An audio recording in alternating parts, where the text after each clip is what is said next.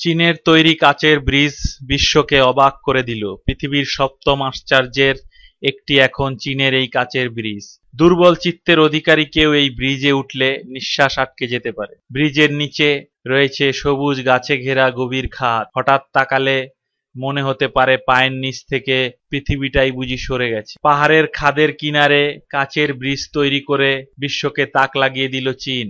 চীনের ঝাংজিয়াজি ন্যাশনাল পার্কে গ্র্যান্ড ক্যানিয়নের উপর এই ব্রিজ তৈরি করেছে দেশটি। ব্রিজের নিচে রয়েছে প্রায় ৩০০ মিটার গভীর খাদ। এটাই পৃথিবীর সবচেয়ে বেশি দৈর্ঘ্যের ও উঁচু কাচের ব্রিজ। লম্বায় ৩৮০ মিটার ও চওড়ায় ৬ মিটার এই দুঃসাহসিক ব্রিজটি তৈরির পরিকল্পনা যার মাথা থেকে বের হয়েছে তিনি হলেন ইসরায়েলের বিখ্যাত আর্কিটেক্ট হাইম দোতান। কাচের এই ব্রিজের দুই দিকেই স্টিলের বিম দিয়ে ঘেরা দেওয়া হয়েছে।